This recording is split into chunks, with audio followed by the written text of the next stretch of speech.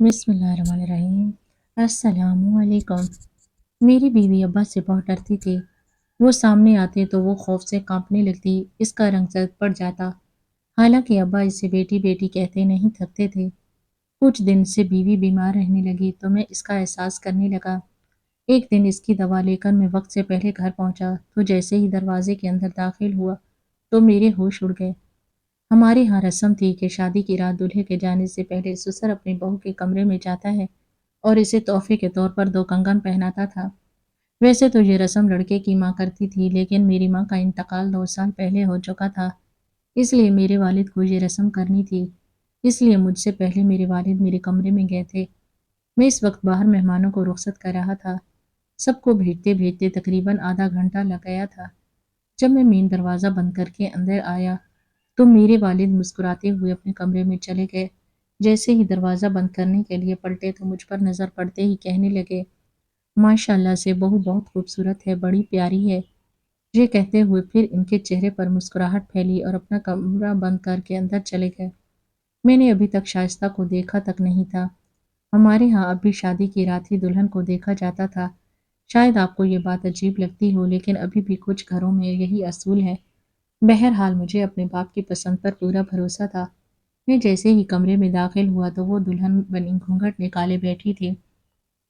इसके हाथ में अब्बा के पहनाए कंगन थे। इसके सफ़ेद हाथ देखकर मेरा दिल और भी मुतमईन हो गया कि बीवी खूबसूरत है। मैं लड़कों में से था जो कुछ हुस्न परस्त होते हैं।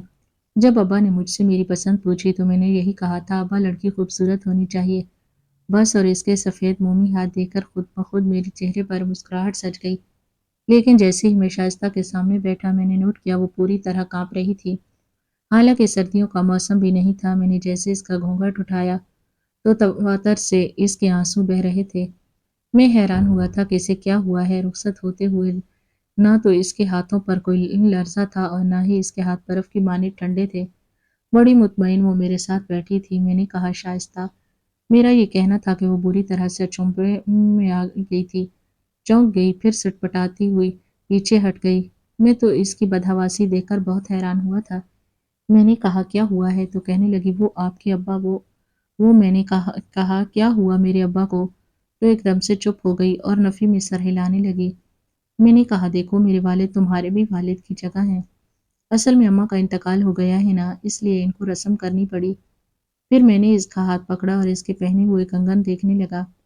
मैंने कहा, ये मेरी माँ के हैं और इन्हें मेरी दादी ने पहनाए थे। खैर मुझे ये तो नहीं पता कि ये कंगन कितने पुराने हैं, लेकिन मेरी दादी को भी इनकी सास ने पहनाए थे। खानदानी कंगन है, इन्हें उतारना मत। वो अभी भी बार बार दरवाजे की तरफ न जाने क्यों देख रही थी। मैंने दरवाजे की तरफ देखा। मैंने कहा, क्या देख रही हो? तो वो कहने लगी, कुछ नहीं काका, कुछ नहीं। बहरहाल मैंने जेब से रुनुमाई की अंगूठी निकाली, शाइस्ता को पहना दी। लेकिन पता नहीं क्यों इसके चेहरे की हवाइयाँ उड़ी हुई थी। बार बार दरवाजे की तरफ देख रही थी, जैसे किसी के आने का खौफ हो। मैं इसका चेहरा बड़े गौर से देखने लगा। ऐसा लग रहा था जैसे कोई चोर या डाकू अंदर आने वाला है। कभी रोशनदान देखती, कभी खिड़कियां देखती। मैंने कहा, क्या देख रही हो? कहने लगी, वो रोशनदान ऊपर से खुला हुआ है। मैंने कमरे के ऊपर देखा। मैंने कहा, ये वो तो हमेशा खुला रहता है। कहने लगी, प्लीज इसे बंद कर दे। मैंने कहा, मैं कैसे बंद करूं? यह सुनकर इसने तकिया दिया और कहने लगी, ये रख दे। मुझे इसकी घबराहट समझ नहीं आ रही थी। मैंने कहा, तुम्हें किस चीज़ का डर है? वो कहने लगी, मुझे लगता है यहाँ से कोई देख रहा है। मैंने कहा, क्या हो गया है तुम्हें शाइस्ता? कोई रोशनदान से क्यों देखेगा? मेरे घर में कोई ऐसा नहीं है। मेरे वालिद हैं जो सो चुके हैं। छोटा बहन भाई कोई है नहीं, और होता भी तो क्यों देखता? कहने लगी, मुझे डर लग रहा है, वहां से कोई देख रहा है। बहरहाल मैं इसके वहम को दूर करने के लिए उठा, कुर्सी रखी और तकिया लेकर रोशनदान में फंसा दिया।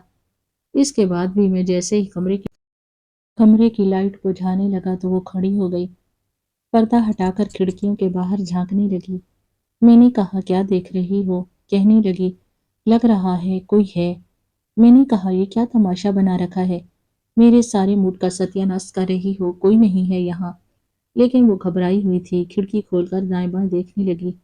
इसने चुटकिनी लगा दी। फिर पर्दे भी अच्छी तरीके से खिड़कियों के सामने कर दिए। फिर वॉशरूम का दरवाज़ा देखने लगी। फिर तेज तेज चलती हुई वॉशरूम के दरवाजे तक पहुंची। मैंने हैरत से इसकी सारी हरकतें देख रहा था। واش روم کا دروازہ کھول کر وہ واش روم کا پورا جائزہ لینے لگی۔ میں نے کہا تمہیں ہوا کیا ہے، کیا دیکھ رہی ہو؟ کہنے لگی یہ واش روم میں سرخی کیسا ہے، سوراخ کیسا ہے، واش روم کی دوسری جانب کیا ہے؟ میں چلتا ہوا واش روم کے پاس آ گیا، دیکھا تو ایک سوراخ تھا۔ پہلے تو میں نے کبھی غور نہیں کیا تھا، میں نے دیکھا تو واش روم کے کونے میں کچھ سیمنٹ اترا ہوا تھا، بیچ میں کچھ سوراخ نما چیز تھی لیکن دیوار ہی تھی۔ میں اسے کہنے لگا کہ تم یہ سب کیوں دیکھ رہی ہو؟ کہنے لگی پلیز جمال اسے بند کر دے۔ میں نے کہا دماغ خراب ہے تمہارا، شادی کی رات میں سیمنٹ لے کر یہ سوراخ بند کر دوں؟ کہنے لگی پلیز کر دیں، یہاں سے کوئی ہمیں دیکھ سکتا ہے۔ میں نے کہا ادھر آؤ تم۔ میں نے اس کا ہاتھ پکڑا اور اسے بیڈ پر لا کر بٹھا دیا۔ مجھے سمجھ نہیں آ رہا تھا کہ آج کی رات اسے ہوا کیا ہے۔ بار بار گھبرا رہی تھی، بار بار پورے کمرے کا جائزہ لے رہی تھی، ایک ایک کونا دیکھ رہی تھی، شاید وہمی قسم کی تھی، حالانکہ ایسے وہم لڑکوں کو زیادہ ہوتے ہیں۔ بہرحال میں اسے کچھ اپنی باتیں کرنے لگا، گھر کے ماحول کے بارے میں بتانے لگا کہ میری والدہ نہیں ہے، اس لیے سب کچھ تمہیں جلدی سنبھالنا پڑے گا۔ لیکن میں نے نوٹ کیا کہ وہ میری باتیں غائب دماغی سے سن رہی تھی، بس کمرے کو ٹکر ٹکر دیکھے جا رہی تھی، جیسے پتہ نہیں کمرے میں کون سا شگاف تلاش کر رہی ہو۔ میں نے کہا شائستہ پلیز مجھے دیکھو، ادھر ادھر کیا دیکھ رہی ہو؟ میں نے اس کا رخ اپنی جانب کیا، پتہ نہیں اسے کیا پریشانی تھی۔ بہرحال صبح سویرے جب میری آنکھ کھلی تب تک وہ سادہ لباس پہنے اپنے بالوں میں کنگھا کر رہی تھی۔ میں نے دیکھا ابھی بھی اس کے چہرے پر بدحواسی سوار تھی۔ میں نے کہا ناشتہ میں بازار سے لے آتا ہوں۔ میں بھی اٹھ کر بیٹھ چکا تھا۔ کہنے لگی نہیں میں بنا لوں گی، کوئی بات نہیں۔ میں نے دیکھا جیسے اس کی آنکھوں کے کناروں پر جلدی سے اس نے صاف کیا تھا، پھر اپنے بالوں کو باندھ کر فٹافٹ سے خود پر دوپٹہ لپیٹا، اپنا پورا سر بال چھپا لیا۔ دوپٹہ کافی بڑا تھا اور آدھی سے زیادہ چھپ چکی تھی۔ پھر کمرے سے باہر چلی گئی لیکن بے حد نروس سی تھی۔ میک اپ اب تک نہیں کیا تھا۔ میں بھی نہانے چلا گیا، فریش ہو کر کمرے سے باہر نکلا تو وہ کچن میں سارے کیبنٹ کھول کر چیزیں ڈھونڈنے اور دیکھنے کی کوشش کر رہی تھی کہ کہاں کیا رکھا ہے، لیکن ساتھ ساتھ میں نے دیکھا کہ وہ دوپٹے کے پلو سے آنسو صاف کر رہی تھی۔ پتہ نہیں کیوں، حالانکہ میں نے تو اس کے ساتھ بڑی محبت سے اس رشتے کا آغاز کیا تھا۔ میرے دل میں اسے دیکھ کر عجیب سے وسوسے اور سوالات سے اٹھنے لگے کہ آخر وہ رو کیوں رہی ہے؟ ایسا تو نہیں تھا کہ اسے اپنے گھر والوں کی یاد ستا رہی تھی؟ شاید شادی سے پہلے صبح کام کرنا پڑ رہا تھا اس لیے برا لگ رہا ہو، لیکن میں نے تو کہا تھا کہ میں ناشتہ لے آتا ہوں۔ بہرحال میں کچن میں آ گیا۔ میں نے کہا کیا کر رہی ہو؟ کہنے لگی نہیں کچھ نہیں، دیکھ رہی ہوں کہاں کیا پڑا ہے۔ میں نے کہا بھی کہ مجھے بہت برا لگ رہا ہے، تم باہر بیٹھو میں ناشتہ لے آتا ہوں، لیکن وہ کہنے لگی نہیں کوئی بات نہیں میں بنا دوں گی۔ جب تک اس نے ناشتہ بنایا میرے والد بھی اٹھ گئے تھے، وہ بھی ٹیبل پر بیٹھ کر کہنے لگے واہ بھائی، میری بیٹی نے تو آتے ہی کچن سنبھال لیا۔ اس وقت شائستہ ناشتہ ٹیبل پر لگا رہی تھی۔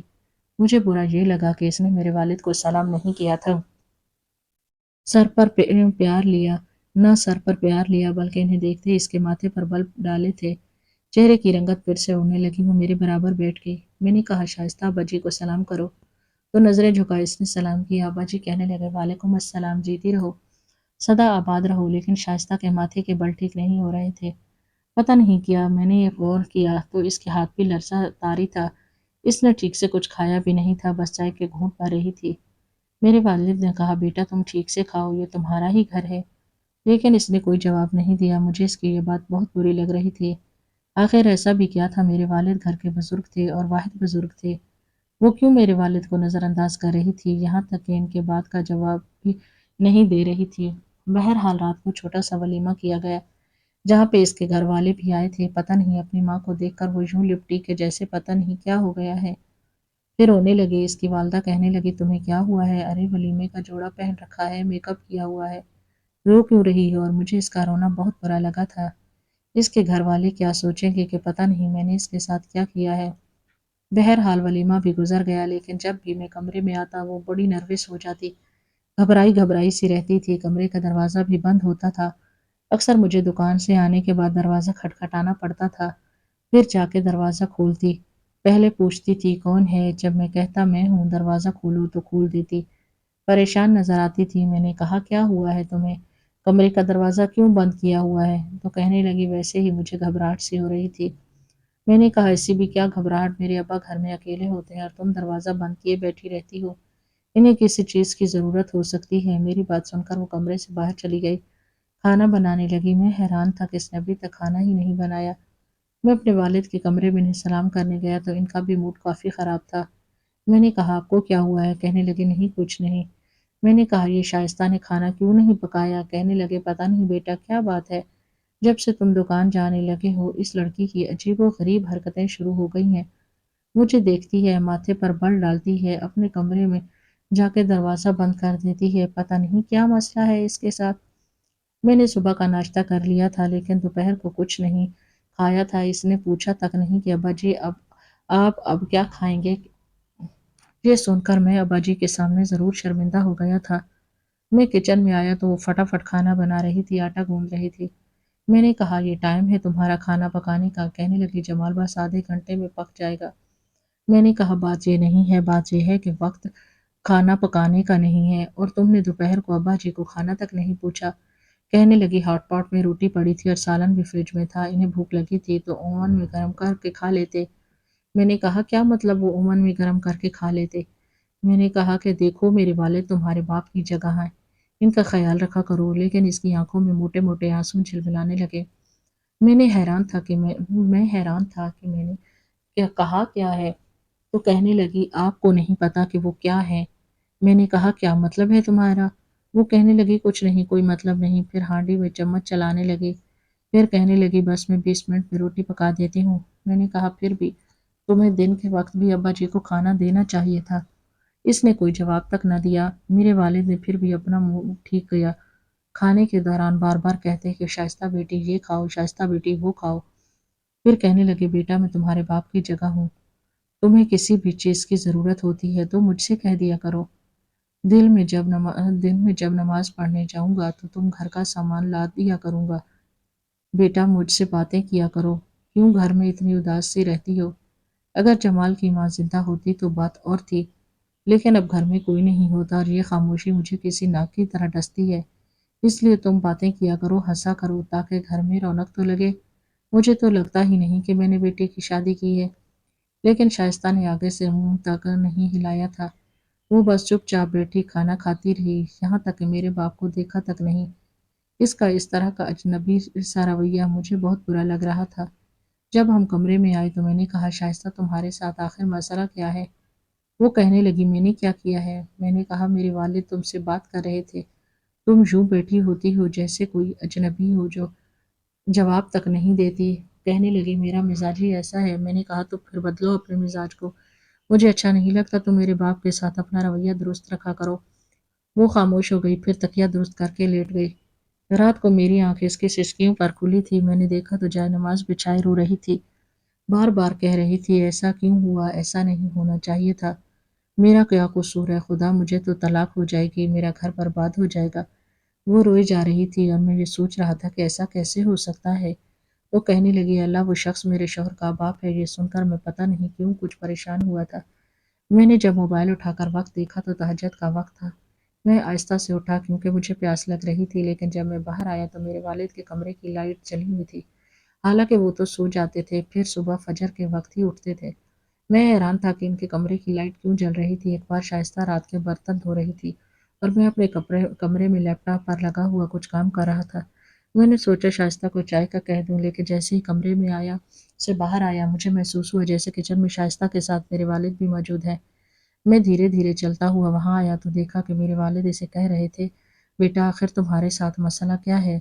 تم مجھے جواب کیوں نہیں دیتی؟ وہ کہنے لگی کہ جائیں یہاں سے، مجھے آپ سے بات نہیں کرنی، آپ کیوں میرا گھر پر بات کرنے پر تلے ہوئے ہیں؟ وہ کہنے لگے میں نے تو کچھ نہیں کیا، تم کیوں مجھ سے بدگمان ہو؟ لیکن شائستہ ان کے سامنے ہاتھ جوڑنے لگی، کہنے لگی جائیں ہو یہاں سے، خدا کے لیے جائیں یہاں سے۔ ان دونوں کی میری جانب پیٹھ تھی۔ سب سے پہلے میرے والد نے مجھے دیکھا، پھر نظر چراتے ہوئے وہاں سے چلے گئے اور شائستہ آنسو صاف کر رہی تھی۔ مجھے دیکھ کر گھبرا گئی۔ میں نے کہا کیا ہوا ہے؟ کہنے لگی کچھ نہیں، پھر جلدی سے سنک میں رکھے ہوئے برتن دھونے لگی۔ میں نے کہا شائستہ کچھ پوچھ رہا ہوں تم سے، کیا ہوا ہے؟ کس بات کی معافی مانگ رہی ہو؟ کیا بات ہوئی ہے؟ وہ کہنے لگی کوئی بات نہیں ہوئی، آپ کو کیا چاہیے تھا؟ میں چائے کا کہنے آیا تھا لیکن کچھ نہیں کہا۔ میں نے کہا تو مجھے پاگل کر دو گی، مجھے جواب کیوں نہیں دیتی ہو؟ آخر اس طرح کا رویہ رکھنے کا جواز کیا ہے؟ کیا وجہ ہے؟ کہنے لگی آپ کو وجہ نہیں بتا سکتی۔ یہ کہہ کر وہ کچن سے باہر نکل گئی مجھے اب شائستہ پر غصہ آنے لگا۔ چند روز بعد رات کے نہ جانے کون سے پہر میری آنکھ کھلی، میں نے دیکھا شائستہ میرے برابر میں نہیں تھی۔ مجھے لگا تہجد پڑھ رہی ہوگی، میں نے دیکھا وہ کمرے میں بھی نہیں تھی، حالانکہ کمرے سے باہر تو جاتی نہیں تھی، بہت کم جاتی۔ میں باہر آیا تو دیکھا میرے والد کے کمرے کی لائٹ ابھی بھی جل رہی تھی۔ شائستہ کی سسکیوں کی آوازیں اندر سے آ رہی تھی، یہ سن کر میری جان نکلی تھی۔ میں فوراً سے کمرے کے پاس آیا تو وہ رو رہی تھی، کہنے لگی اگر میں نے آپ کے بیٹے کو بتا دیا تو یاد رکھیے گا آپ کہیں کے نہیں رہیں گے۔ میرے والد کہنے لگے کہ وہ میرا بیٹا میری بات پر بھروسہ رکھے گا، اگر تم یہاں رہنا چاہتی ہو تو تمہیں وہی کرنا پڑے گا جو میں چاہتا ہوں۔ یہ سن کر میرا دل دھک سے رہ گیا، میں پیچھے ہٹ گیا، کچن میں جا کر چھپ گیا جہاں اندھیرا تھا۔ کچھ دیر بعد دروازہ کھلا، شائستہ روتی ہوئی میرے والد کے کمرے سے نکل کر میرے کمرے میں چلی گئی اور میرے والد کمرے کی لائٹ بجھا چکے تھے۔ میں اپنے والد کے بارے میں کچھ بھی سوچ سکتا تھا، لیکن یہ سب کچھ نہیں سوچ سکتا تھا آخر شائستہ اور میرے والد کے بیچ میں کیا چل رہا تھا۔ صبح میرے والد کہنے لگے کہ میں چاہتا ہوں کہ تم اس لڑکی کو اس کے مائکے چھوڑاؤ، اس کا بہت دماغ خراب ہو گیا ہے۔ میں نے کہا کیا مطلب، کیا کہا اس نے آپ کو؟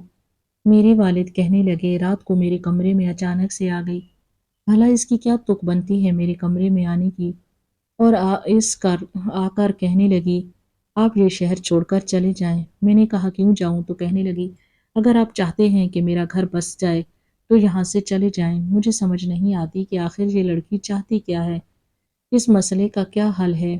میں نے تمہاری شادی اس لیے تو نہیں کی تھی کہ میں بے گھر ہو جاؤں، حالانکہ میں نے جو کچھ دیکھا چوری چھپے دیکھا تھا۔ میرے والد اس بات سے انجان تھے تو اس بات کو چھپا لیتے، لیکن تب ہی چھپاتے نہ جب وہ مجرم ہوتے۔ انہوں نے صاف بات مجھ سے کہہ دی، میں سمجھ نہیں پا رہا تھا۔ ایک طرف شائستہ جائے نماز پر سسکیاں بھرنا، رونا، اپنے گھر کو بچانے کی دعائیں کرنا، دوسری جانب میرے والد کے کمرے میں جانا۔ رات کے اس پہر وہ کیوں گئی میرے باپ کے کمرے میں، ورنہ تو میرے باپ کو دیکھ کر اس کے چہرے کی ہوائیاں اڑ جاتی تھی۔ وہ ڈرتی تھی، بات نہیں کرتی، لیکن پتہ نہیں کون سچا کون جھوٹا تھا، مجھے کچھ سمجھ نہیں آ رہا تھا۔ میرے والد کہنے لگے اس لڑکی نے اپنا رویہ نہ بدلا تو میں اسے گھر میں بسنے نہیں دوں گا۔ میں نے کہا باجی آپ کو کیا ہو گیا ہے، اس بات پر میں اپنی بیوی کو نہیں چھوڑ سکتا۔ وہ کہنے لگے اس کا مطلب ہے تم مجھے چھوڑ دو گے؟ ماں باپ اس لیے اولاد پیدا کرتے ہیں کہ جب وہ بڑھاپے میں پہنچے تو اولاد انہیں چھوڑ کر چلی جائے، یا انہیں بولے کہ چلو بھائی نکلو، بستر باندھ کر اولڈ ہاؤس چلے جاؤ۔ کیا تم بھی چاہتے ہو کوئی؟ میں نے کہا نہیں نہیں، میں ایسا کچھ نہیں چاہتا، میں شائستہ کو سمجھاؤں گا۔ وہ کہنے لگے سمجھاؤ نا، کب سے تمہیں کہہ رہا ہوں اسے سمجھاؤ، ویسے رہنے جیسے رہنا چاہیے۔ یہ مجھے نہ کھانا پوچھتی ہے نہ سیدھے منہ بات کرتی ہے۔ ارے میں اسے بیٹی بنا کر لایا ہوں، یہ تو بہو بھی بن کر نہیں دکھا رہی۔ پتہ نہیں اس کو مجھ سے کیا تکلیف ہے، پہلے دن سے تکلیف ہے جب سے شادی ہوئی ہے، جب سے میں تمہارے کمرے میں گیا اسے کنگا پہنانے لگا، یہ تبھی مجھے دیکھ کر اپنا ہاتھ پیچھے کرنے لگی، جیسے پتہ نہیں میں کیا کروں گا۔ ارے ٹھیک ہے میری کوئی بیٹی نہیں، اس کا مطلب یہ نہیں تھوڑی ہے کہ مجھے نہیں پتا بیٹیوں کی عزت کیا ہوتی ہے۔ بہرحال یا تو تم اسے سمجھا دو یا پھر اسے میکے چھوڑاؤ، میں اس کے گھر والوں سے بات کروں گا۔ میں جب کمرے میں گئی تو شائستہ رو رہی تھی۔ میں نے کہا آخر تم چاہتی کیا ہو، تمہارا کیا کام تھا رات کو میرے باپ کے کمرے میں جانے کا؟ وہ کہنے لگی آپ صرف اسی بات کا یقین کریں گے جو آپ کا باپ آپ کو بتائے گا، جو آج تک کبھی آپ اپنی آنکھ سے نہیں دیکھا ہے، تب آپ وہی سچ مانیں گے، کیونکہ اگر میں نے بتایا بھی تو آپ کبھی یقین نہیں کریں گے۔ مجھے تو لگ رہا تھا میں پاگل ہو جاؤں گا، کس کی بات پر بھروسہ کرتا، اپنے باپ کی یا پھر شائستہ کی؟ باپ کا رشتہ ایسا ہوتا ہے کہ انسان کبھی بھی اپنے والد کے سامنے کھڑا ہو کر ان سے یہ نہیں پوچھ سکتا جو اس وقت میرے دماغ میں چل رہا تھا۔ میں اپنے باپ کے بارے میں ایسا شک کر ہی نہیں سکتا تھا، اور دوسری طرف شائستہ تھی، پتہ نہیں کون سچا تھا کون نہیں۔ میں نہیں چاہتا تھا کہ اپنی بیوی کو کسی غلط فہمی کی بنا طلاق دے دوں، پھر ساری زندگی پچھتاوا مجھے لگا رہے اور اس کی بد دعائیں، اس کے گھر والوں کی بد دعائیں میری زندگی کو برباد کر دیں۔ ابھی یہی الجھن ٹھیک نہیں ہوئی تھی کہ جب میری بیوی کی طبیعت خراب ہونے لگی، اسے الٹیاں ہی نہیں رک رہی تھی، میں بہت پریشان تھا۔ میں نے کہا چلو میرے ساتھ تمہیں ڈاکٹر کے پاس لے کر جاؤں، تو کہنے لگی مجھے نہیں جانا، میں کسی ڈاکٹر کے پاس نہیں جانا چاہتی، آپ مجھے دوا لا دیں، میں گھر بیٹھ کر کھا لوں گی۔ وہ بہت پریشان تھی، روتی رہتی تھی، وجہ پوچھتا تو ٹال جاتی۔ اب وہ میرے والد کو دوپہر کا کھانا پوچھتی تھی، لیکن بیٹھ کر بات چیت نہیں کرتی تھی، وہ بھی زیادہ تر وقت اپنے کمرے میں گزارتے تھے۔ میں نے کئی بار کہہ چکا تھا کہ میرے ساتھ ڈاکٹر کے پاس چلو تاکہ ڈاکٹر چیک اپ کریں کہ مسئلہ کیا ہے۔ وہ کہنے لگی مجھے نہیں جانا، بس مجھے عام دوا لا دے، میں کھا لوں گی۔ اس کی رنگت پیلی سی پڑنے لگی۔ ایک بار میں جلد ہی گھر آ گیا اور اس کی دوا بھی لے کر آیا۔ ڈاکٹر کہہ رہا تھا یوں کبھی بھی مریض کا پتہ نہیں چلتا، آپ اپنی بیوی کو لے کر آئیں۔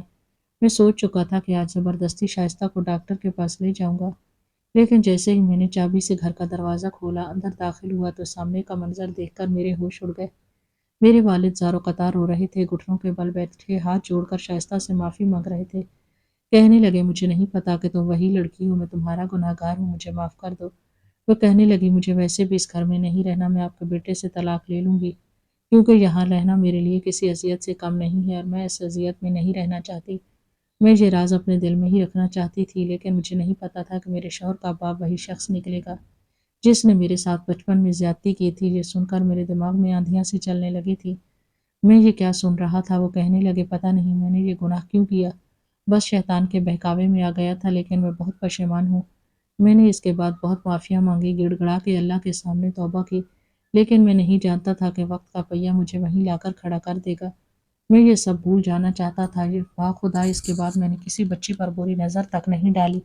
وہ کہنے لگی لیکن آپ کو دیکھ کر مجھے وہ اذیت پھر سے یاد آ جاتی ہے، میں کبھی آپ کو معاف نہیں کر سکتی، نہ ہی کبھی اس گھر میں رہ سکتی ہوں۔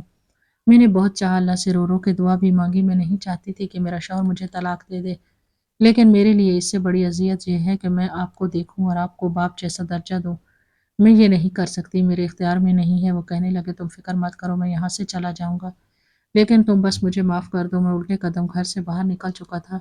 ان دونوں نے مجھے نہیں دیکھا تھا، لیکن جو حقیقت میں جان چکا تھا، میری سمجھ میں نہیں آ رہا تھا کہ میں کیا سن رہا ہوں، کس بارے میں سن رہا ہوں۔ شاید اسی لیے شائستہ ہر وقت میرے باپ سے ڈری ڈری رہتی تھی، کیونکہ اسے اپنا ماضی یاد آتا تھا۔ پتہ نہیں اس شیطان کے بہکاوے میں آ کر ایسا کیوں کر جاتا ہے انسان، جس کی تلافی ساری زندگی نہیں ہوتی، بلکہ وہ گناہ اس کے سامنے ایک ایسی سزا بن کر آتا ہے جسے نہ تو وہ سہ سکتا ہے، نہ ہی بھول سکتا ہے۔ کچھ دیر بعد میں نے اپنے آنسو صاف کر کے دروازہ کھٹکھٹایا۔ دروازہ شائستہ نے ہی کھولا، وہ رو رہی تھی، لیکن اب اس کے رونے کی وجہ میں جان چکا تھا۔ میں نے کوئی سوال نہیں کیا۔ اگلی صبح جب میرے والد کمرے سے باہر آئے تو آنکھیں ان کی بھی متورم تھی۔ کہنے لگے میں سعودی عرب اپنے بھائی کے پاس جانا چاہتا ہوں، تم ویزے اور ٹکٹ کا انتظام کرا لو، اور جب تک میں نہ کہوں مجھے واپس مت بلانا۔ میں نے کوئی جواب نہیں دیا، چپ چاپ اپنے باپ کو سعودیہ بھجوا دیا۔